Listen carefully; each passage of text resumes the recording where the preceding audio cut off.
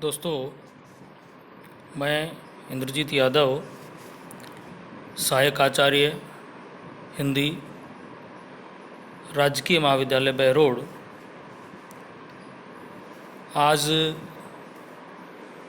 BA part तृतीय वर्ष का जो प्रश्न पत्र है प्रथम, उसका जो प्राथमिक उत्थान है, प्रारंभिक उत्थान है, जिसे साहित्यिक जगत में भारतेंदु काल से के नाम से जाना जाता है, उसके बारे में सामान्य परिचर्चा करूँगा। भारतेंदु काल आधुनिक काव्य का, या दूसरे शब्दों में आधुनिक काल का प्रवेश द्वार है। इस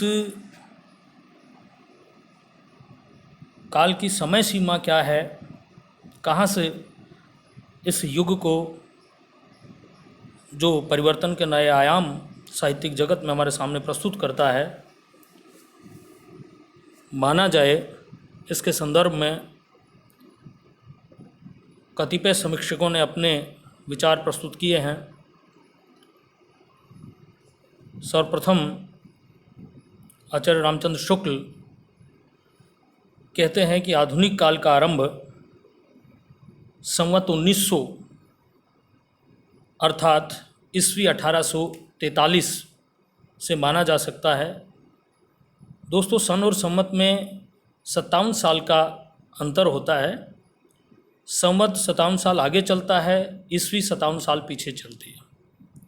जैसे कि रामचंद्र शुक्ल ने कहा कि आधुनिक काल का आरंभ 1900 संवत से माना जा सकता है। इसका मतलब जब हम सन जानेंगे तो उसमें से 57 घटा देंगे और तब हमारे पास 1843 का वर्ष हमें प्राप्त होगा। यानी कि रामचंद्र शुक्ल 1843 ईस्वी से आधुनिक काल का आरंभ मानते हैं। कुछ समीक्षकों का अन्य मत है। उनका मानना है कि 1850 में भारतेंदु हरिश्चंद्र जी का जन्म होता है, और भारतेंदु हरिश्चंद्र वो शख्सियत है जिसके नाम के आधार पर इस युग का निर्धारण किया गया है, जिनका व्यक्तित्व इतना प्रभावशाली था कि उस समय के जो कवि वर्ग था, लेखक वर्ग था, वो भारतेंदु से बहुत ज़्यादा प्रभावित था। संपूर्ण साहित्यिक जगत पर उस समय के भारतेंदु का प्रभाव देखा जा सकता है। इसलिए कुछ समीक्षकों का मानना था कि 1850 जो कि भारतेंदु का जन्म वर्ष है, उसको आधुनिक काल का निर्धारक वर्ष मान लिया जाए। लेकिन ऐसा उचित नहीं है। जन्म से ही बच्चा सर्वस्व को प्रभावित कर सके, ऐसा संभव नहीं है। उसके बाद डॉक्टर नगेंद्र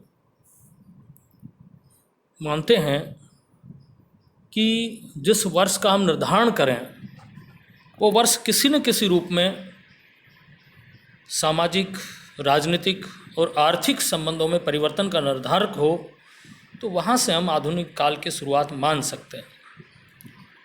और उनका मानना था कि 1857 का जो वर्ष है, वो निश्चित रूप से भारतीय इतिहास में, भारत की राजनीति में, भारतीय आर्थिक संबंधों में एक बड़ा मोड़ लेकर आता है। भारत जो परंपरा से राजतंत्र की प्रणाली को अपनाए हुए था, वहाँ लोकतंत्र के वाहक लोग आए। राजतंत्र अपनी पूरी ताकत के साथ उस लोकतांत्रिक या पूंजीवादी प्रणाली से लड़ा, और हमेशा हमेशा के लिए कहें कि राजतंत्र का सफाया हो गया और पूंजीवादी व्यवस्था आई। पूंजीवादी व्यवस्था में आर्थिक संबंधों में दो वर्ग आ जाते हैं सीधा। एक तो पूंजीपति वर्ग कहें, या जिसे शोषक वर्ग कहें, आगे चल के जो प्रगतिवादी दौर है उसको शोषक कहता है, और दूसरा जो कामगार वर्ग या शोषित वर्ग कहें या मजदूर वर्ग कहें। वहाँ बीच का जो राजतंत्रात्मक सिस्टम है वो खत्म हो जाता है, राजतंत्रात्मक प्रणाली खत्म हो जाती है, तो आर्थिक संबंधों में परिवर्तन आया, राजनीतिक संबंधों में राजतंत्र की जगह लोकतंत्र के वाहक लोगों का शासन स्थापित हुआ। यहाँ से हिंदुस्तान एक नई दिशा में चलने लगा। एक आज़ादी की जो चिंगारी है वो हर जहन में प्रस्फुटित हो चुकी, जलने लगी। तो हम मान सकते हैं कि ये वर्ष जो है आधुनिक काल का निर्धारक बिंदु हो सकता है। इसके अलावा कुछ लोग 1868 जहाँ से पत्रकारिता का एक नया आयाम प्रस्तुत होता, कवि वचन सुधा भारतेंदु हरिश्चंद्र द्वारा संपादित एक पत्रिका है, उससे भी कुछ लोग आधुनिक काल का आरंभ मान लेते हैं।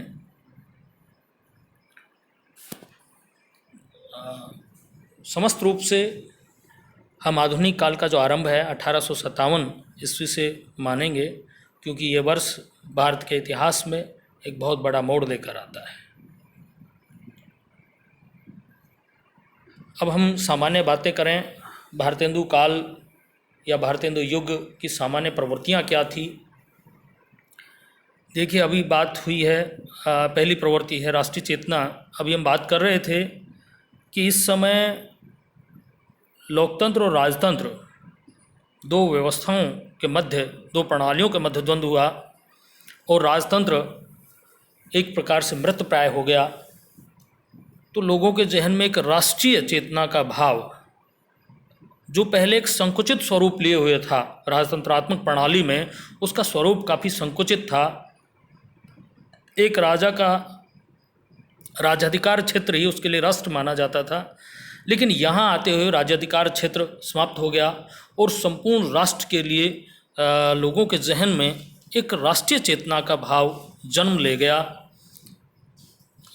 इस दौर के साहित्य में राष्ट्रीय चेतना का स्वरूप हमें देखने को मिलता है। जैसे राधाचरण गोस्वामी की एक कविता है, हमारो उत्तम भारत देश।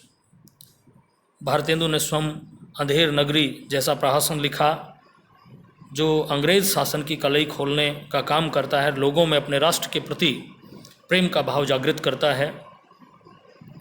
लेकिन दूसरे बिंदु पर जब हम जाते हैं तो देशभक्ति के साथ साथ राजभक्ति की भावना, यानी कि देशभक्ति भी है, राष्ट्र के प्रति अनुराग का भाव भी है, लेकिन उसके साथ साथ जो अंग्रेज़ शासन व्यवस्था है उसके प्रति भक्ति की भावना भी है, राजभक्ति भी है। देशभक्ति के साथ राजभक्ति हम भारतेंदु के इन शब्दों में देख सकते हैं कि अंग्रेज राज सुख साज सजे सब भारी।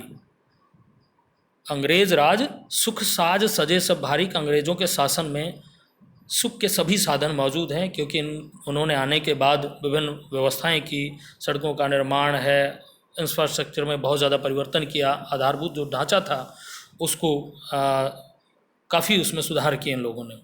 तो उन्होंने कहा कि अंग्रेज राज सुख साज सजे सब भारी, पेधन विदेश चले जाते हे अति ख्वारी। यानी कि सबसे बड़ी समस्या क्या है कि हमारा पैसा बाहर जा रहा है। बाहर जाने का मतलब ब्रिटेन जा रहा है, क्योंकि कच्चा माल लेकर जाना और पक्का यहाँ लाकर बेचना और उसका जो मुनाफा था वो ब्रिटेन खुद कमा रहा था। तो इसलिए पहली पंक्ति में जहाँ कह रहा है अंग्रेज राज सुख साज सजे सब भारी, ये तो राजभक्ति की बात है कि इनके शासन में सब कुछ ठीक है, अच्छा है, लेकिन अपना पैसा बाहर जा रहा है, ये बड़े दुख की बात है। तो देशभक्ति के साथ साथ राजभक्ति की भावना देखने को मिलती है। देशानुरागी भक्ति, मध्यकाल तक ईश्वर जो है साहित्य के केंद्र में रहा, मानव चेतना के केंद्र में रहा। यहाँ आधुनिक काल में आकर मानव इस समस्त केंद्रीय चिंतन के विषय वस्तु बना, लेकिन फिर भी यहाँ भी जो कवि है वो ईश्वर से कामना करता है कि आप भारत का उद्धार करो।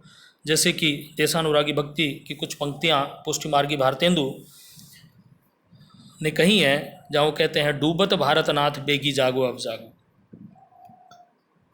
वो भगवान श्री कृष्ण से कह रहे हैं कि हे भगवान अब जागो, भारत डूब रहा है। तो ईश्वर से कामना कर रहे हैं। देशानुरागी भक्ति का स्वरूप है वो देखने को मिलता है। भ्रष्टाचार पर व्यंग्य, समाज में जो भ्रष्टाचारी प्रवृत्तियां हैं उन सब पर करारा व्यंग्य इन लोगों के द्वारा हास्य और व्यंग्य का पुट जो अगला टॉपिक है, दोनों मिलकर एक सशक्त अभिव्यक्ति करते हैं, अभिव्यंजना करते हैं। समाज में जो भ्रष्टाचार, जो रिश्वतखोरी प्रचलित थी, उस सब की कलई खोलने का काम करते हैं।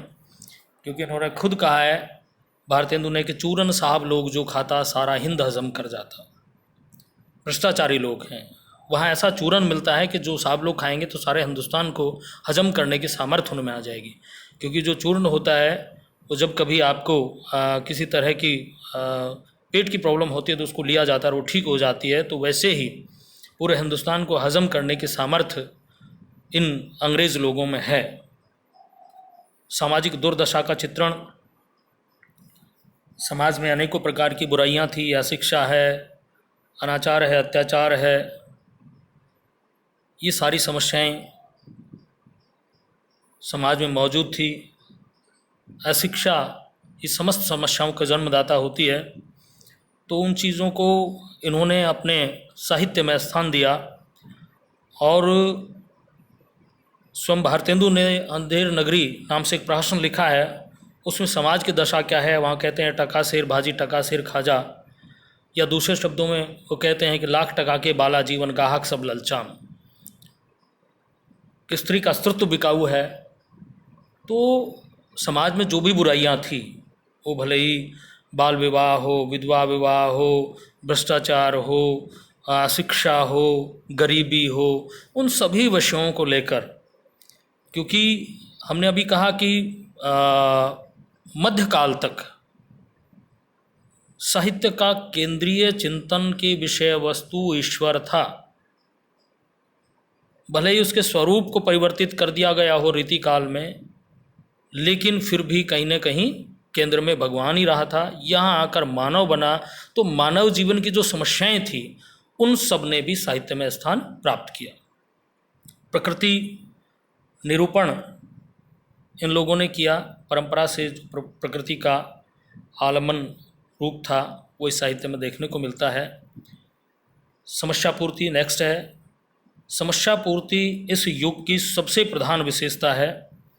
अनेकों मंच स्थापित हुए इस समस्या पूर्ति के लिए, कविता वर्धनी सभा, रसिक समाज, कवि समाज, ऐसे अनेकों मंच स्थापित किए गए। समस्या पूर्ति एक कवि कौशल को परखने का माध्यम था।